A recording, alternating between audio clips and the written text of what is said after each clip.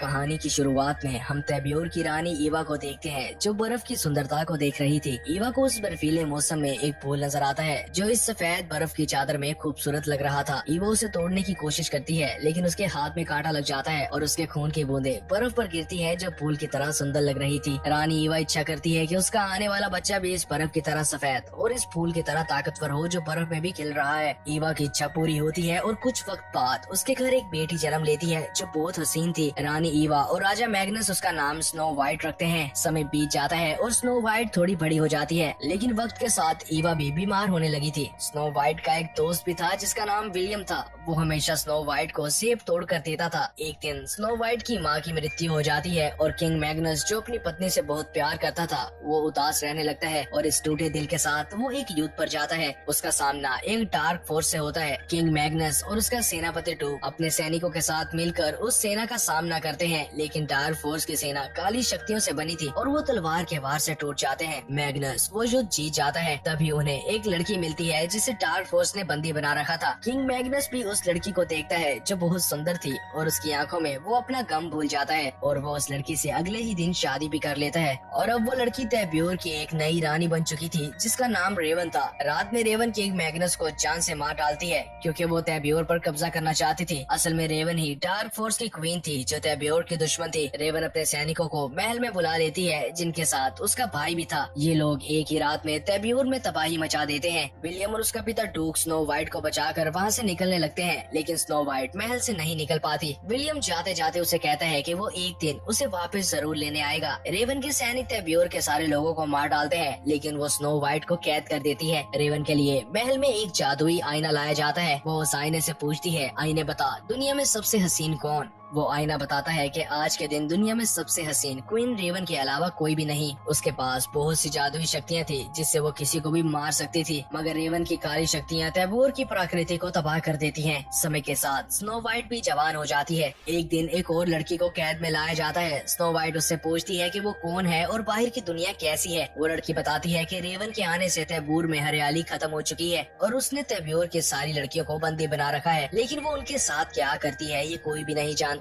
यहाँ महल में हम रेवन को देखते हैं जो आज भी जवान थे। महल में दो आदमियों को लाया जाता है जो किंग मैग्नस के सेना के लोग थे। रेवन को वो जवान लड़का पसंद आ जाता है, लेकिन वो लड़का उस पर एक चाकू से वार कर देता है। रेवन अपनी शक्तियों से उस लड़के का दिल पकड़ लेती है और उसे मार डालती है, लेकिन इस चाकू के घाव से वो कमजोर हो चुकी थी। वो खुद को शक्तियों से ठीक तो कर लेती है, लेकिन अब वो बूढ़ी होने लगी थी, इसीलिए उसका भाई वो कैद वाली लड़की वहाँ पर ले आता है। रेवन अपनी शक्तियों से उस लड़की की जवानी छीन लेती है और उसे एक पल में बूढ़ा कर देती है। असल में रेवन बरसों से ही इन काली शक्तियों से जवान थी और वो जब तक दुनिया में सबसे हसीन और जवान रहेगी उसका कोई मुकाबला नहीं कर सकता। रेवन फिर उस जादुई आईने से पूछती है कि आईने बता दुनिया में सबसे सुंदर कौन? इस बार आईना रेवन से कहता है कि माफ करना रानी, आज के दिन तुमसे भी हसीन कोई है। जिस पर रेवन पूछती है कि वो कौन है। आईना बताता है कि एक लड़की है जिसका नाम स्नो वाइट है। वो ही दुनिया की सबसे सुंदर लड़की है और अगर रेवन स्नो वाइट का दिल निकाल ले तो वो बहुत शक्तिशाली हो जाएगी और उसे बार बार जवान लड़कियों की जवानी नहीं निकालनी पड़ेगी और वो हमेशा के लिए अमर भी हो जाएगी। लेकिन अगर वो स्नो वाइट का दिल ना निकाल पाए तो वो कमजोर होती जाएगी और एक दिन स्नो वाइट ही उसका खात्मा कर देगी। रेवन इस बात से क्रोधित हो जाती है और अपने भाई को हुक्म देती है कि वो स्नो वाइट का दिल निकाल कर लाए। यहाँ स्नो वाइट को कैद में एक पंछी नजर आता है जो उसे दीवार में लगा एक कील दिखाकर वहाँ से चला जाता है। स्नो वाइट उस कील को निकाल लेती है, लेकिन तभी वहाँ पर रेवन का भाई फिन आ जाता है। स्नो वाइट उससे पूछती है कि वो पहले कभी यहाँ पर नहीं आया, जिस पर फिन कहता है कि उसकी बहन को स्नो वाइट का दिल चाहिए और वो उसका दिल निकालने आया है। मगर स्नो वाइट उस कील से फिन पर हमला करके उसे उस कैद में बंद करके वहाँ से भाग जाती है। स्नो वाइट को डूक का आदमी भी देख लेता है जिसके बेटे को रेवन ने मारा था, लेकिन स्नो वाइट के पीछे फिन और महल की बाकी सेना लग चुकी थी। उसकी मदद फिर से पंछी करते हैं और उसे एक रास्ता दिखाते हैं। स्नो वाइट उस रास्ते से होते हुए समुद्र में चले जाती है। फिन भी उसे ढूंढने अपने आदमियों को भेज देता है। स्नो वाइट पानी से बाहर आती है तो वही पंछी उसे एक घोड़े तक ले आते हैं जिस पर वो बैठकर वहाँ से भागती है। वो भागते भागते तैब्योर के एक गाँव में आ जाती है, लेकिन यहाँ उसका पीछा करते फिन के आदमी आ जाते हैं, इसलिए उसे यहाँ से भी भागना पड़ता है। वो घोड़ा उसे बहुत दूर ले आया था, लेकिन अब उसके आगे एक घना काला जंगल था जिसे सब डार्क फॉरेस्ट कहते थे। स्नो वाइट का घोड़ा डार्क फॉरेस्ट में नहीं जा पाता और एक दलदल में फंस जाता है, लेकिन फिन की सेना उसके पीछे आ रही थी, इसलिए स्नो वाइट अकेली उस जंगल में चले जाती है। वो सैनिक भी डार्क फोर्स के बाहर रुक जाते हैं क्योंकि उनके घोड़े भी अब दलदल में फंसने लगे थे। इस फॉरेस्ट के अंदर स्नो वाइट को डरावने क्रिएचर्स नजर आने लगते हैं और पर उसे वो पेड़ भी अपनी तरफ आते दिखाई देते हैं, जिनसे डरकर वो बेहोश हो जाती है। रेवन को भी अब पता चल चुका था कि स्नो वाइट भागकर डार्क फॉरेस्ट में चली गई है। वो अपने भाई पर बहुत गुस्सा थी क्योंकि रेवन की शक्तियाँ डार्क फॉरेस्ट में काम नहीं करती और उसका भाई एक कमजोर और मासूम लड़की को भी नहीं पकड़ पाया। वो फिन से किसी ऐसे आदमी को ढूंढने को कहती है जो डार्क फॉरेस्ट को जानता हो और पहले भी वहाँ से होकर आया हो। फिन एक हंट्समैन नाम के आदमी को ढूंढ लेता है और उसे महल में रेवन के सामने लेकर आता है, लेकिन हंट्समैन कहता है कि अगर कोई लड़की डार्क फॉरेस्ट में गई है तो अब तक वो मर चुकी होगी, उसे ढूंढने का कोई फायदा नहीं। रेवन जानती थी कि स्नो वाइट अभी भी जिंदा है, इसलिए वो हंट्समैन को उस लड़की को ढूंढकर वापस लाने को कहती है, जिस पर हंट्समैन साफ मना कर देता है। रेवन अपनी शक्तियों से हंट्समैन का अतीत देख लेती है। वो देख लेती है कि हंट्समैन की एक पत्नी थी जिसे वो बहुत चाहता था, लेकिन वो मर चुकी है। इसलिए वो हंट्समैन से कहती है कि अगर वो उस लड़की को जिंदा लेकर आएगा तो रेवन भी अपनी शक्तियों से उसकी पत्नी जिंदा कर देगी। इस बात पर हंट्समैन मान जाता है और फिन के साथ डार्क फॉरेस्ट में चला जाता है। यहाँ पर उसे स्नो वाइट का सुराग मिल जाता है और वो उन निशानों का पीछा करने लगता है। स्नो वाइट को भी अब होश आ चुकी थी और वो हंट्समैन को अपनी तरफ आता देखकर एक पेड़ के नीचे छुप जाती है, मगर हंट्समैन उसे पकड़ लेता है। स्नो वाइट हंट्समैन से कहती है कि वो उसे फिन के हवाले ना करे क्योंकि ये लोग उसका दिल निकालने वाले हैं। वो कहती है कि रेवन हंट्समैन को भी धोखा देगी। वो एक चालाक जादूगरनी है जो किसी को भी अपने मतलब के लिए इस्तेमाल कर सकती है। हंट्समैन फिन से कहता है कि अगर उसे स्नो वाइट चाहिए तो पहले उसकी पत्नी वापस ला कर देनी होगी, लेकिन फिन उसे कहता है कि उसकी बहन के पास काफी शक्तियाँ हैं, लेकिन वो किसी मर चुके इंसान को वापस नहीं ला सकती। जिस पर हंट्समैन समझ जाता है कि ये एक धोखा है और वो फिन और उसके आदमियों को मारता है और स्नो वाइट को लेकर भाग जाता है। स्नो वाइट हंट्समैन से कहती है कि वो उसे किंग डूक के महल तक छोड़ दे, वहाँ पर उसे कोई खतरा नहीं होगा और बदले में वो उसे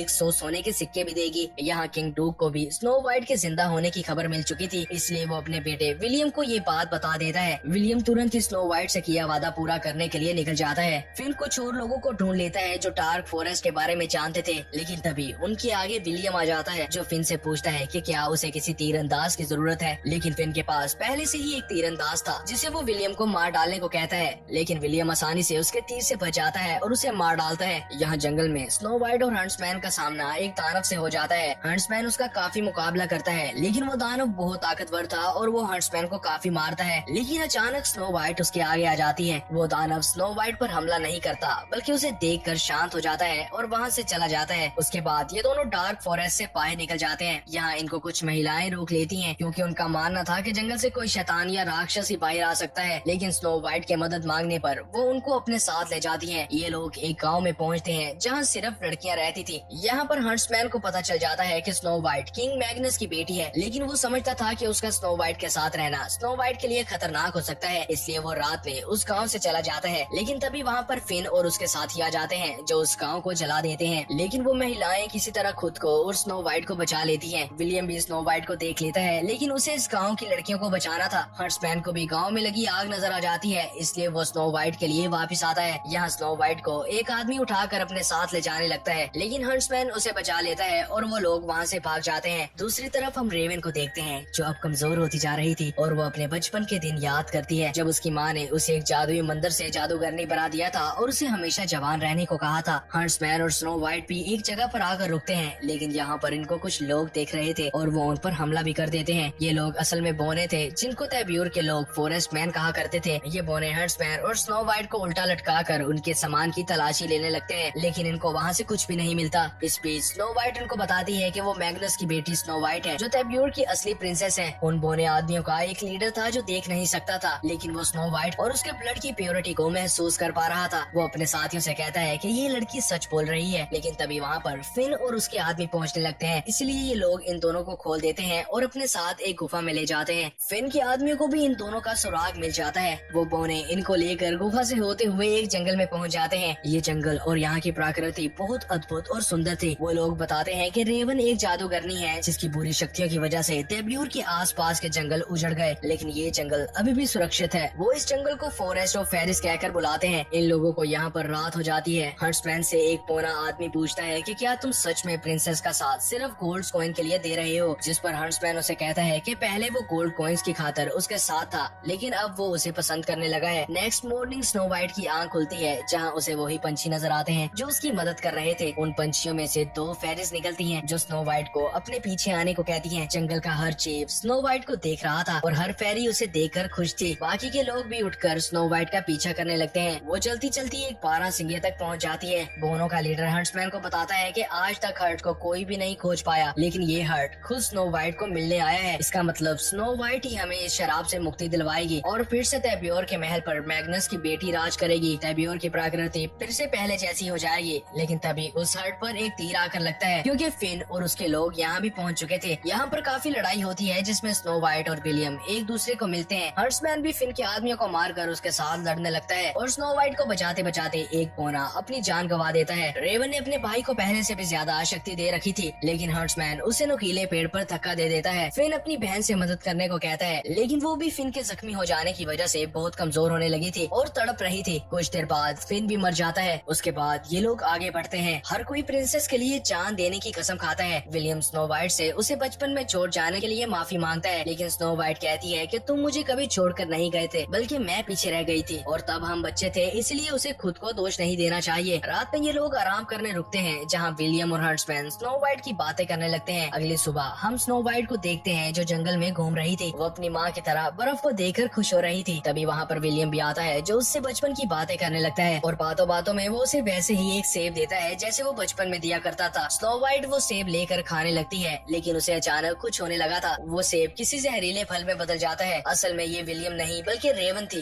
जो स्नो वाइट को मारने आई थी। लेकिन तभी हंट्समैन और विलियम वहाँ पर पहुँच जाते हैं और रेवन वहाँ से भाग जाती है। स्नो वाइट की हालत काफी खराब हो रही थी। ये दोनों उन फॉरेस्ट मैन से मदद मांगते हैं, लेकिन उनके पास भी इस जादू का कोई तोड़ नहीं था। रेवन भी महल में पहुँच जाती है, लेकिन वो अब बहुत कमजोर हो चुकी थी और उससे अब चल पाना भी मुश्किल था। विलियम स्नो वाइट की लाश को अपने साथ टूक के किंगडम में ले आता है, जहाँ पर हर कोई प्रिंसेस की मौत पर दुखी था। रात में हम हंट्समैन को देखते हैं, जो स्नो वाइट के पास बैठा था। वो अपने दिल की बातें उसे कहने लगता है। वो स्नो वाइट को कहता है कि मुझे अपनी पत्नी से बहुत प्यार था, लेकिन एक दिन मैं जंग पर गया और वापस आने पर मेरी पत्नी बीमार हो चुकी थी। मैंने बहुत इलाज ढूंढा, लेकिन वो मुझे छोड़कर चली गई। उसके बाद मैंने उसे तुम में देखा, मुझे तुम में से उसकी सुगंध आने लगी और मुझे तुमसे प्यार होने लगा, लेकिन आज तुम भी मुझे छोड़कर चली गई। वो रोते रोते स्नो वाइट को किस करके वहाँ से चला जाता है, लेकिन यही तो इस जादू का तोड़ था। प्रिंसेस को कोई सच्चा प्यार ही बचा सकता था। यहाँ विलियम अपने पिता से रेवन के खिलाफ युद्ध करने को कहता है, लेकिन डूक ऐसा नहीं करना चाहता था, क्योंकि वो अपने और लोगों को नहीं खोना चाहता था। मगर तभी वहाँ पर स्नो वाइट आ जाती है, जिसे देखने हर कोई बाहर निकल आता है। वो डूक से जंग करने को कहती है और अपने सैनिकों की हिम्मत और उनका साहस बढ़ाने लगती है। वो कहती है, तैब्योर के लोगों, तुम बहादुर हो, तुम न डर हो, तुम्हारी तलवारें किसी का भी दिल चीर सकती हैं। मेरे भाइयों, अब तुम्हारी रानी तुम्हारे साथ है। अब तुम्हारी रानी उस जादूगरनी को मारेगी, जिस पर हर कोई इस जंग के लिए तैयार हो जाता है और वो जंग के लिए तैब्योर की तरफ निकलते हैं। यहाँ रेवन ने बहुत सी लड़कियों से उनकी जवानी छीन ली थी और अब वो बहुत ज्यादा शक्तिशाली हो चुकी थी। उसे उसके लोग बताते हैं कि डूक और प्रिंसेस स्नो वाइट युद्ध के लिए आ रहे हैं, लेकिन वो उनको महल तक आने देती है। डूक का सेनापति उसे कहता है कि हमारे पास सिर्फ आज का वक्त है, लेकिन हम एक दिन में महल की दीवारें नहीं तोड़ सकते। अगर रात हो गई तो हम डार्क फोर्स का सामना नहीं कर पाएंगे, क्योंकि रात में उनकी शक्ति बढ़ जाती है। स्नो वाइट महल में जाने का दूसरा रास्ता बताती है और उन दोनों को भी उसी रास्ते भेजती है। ये लोग उस रास्ते से होते हुए महल तक पहुंच जाते हैं और महल के बाहरी दरवाजे को खोलने वाले रूम में आकर सैनिकों को मार डालते हैं और दरवाजा खोलने की कोशिश करते हैं। यहाँ स्नो वाइट भी हंट्समैन, विलियम, डूक और बाकी सेना के साथ महल पर हमला करने आगे बढ़ती है, लेकिन महल के अंदर से तीर और गोले आने लगे थे, जिससे उनकी सेना कम होने लगी थी। दोनों पर और भी सैनिक हमला कर देते हैं, लेकिन वो उनको मार डालते हैं। स्नो वाइट दरवाजे तक आ चुकी थी, लेकिन दरवाजा अभी बंद था। डूक उसे वापस जाने को कहता है, लेकिन स्नो वाइट कहती है कि अब वो वापस नहीं जा सकती, उसे ये युद्ध करना होगा। उसी समय बोने भी दरवाजा खोल देते हैं और ये लोग महल के अंदर दाखिल हो जाते हैं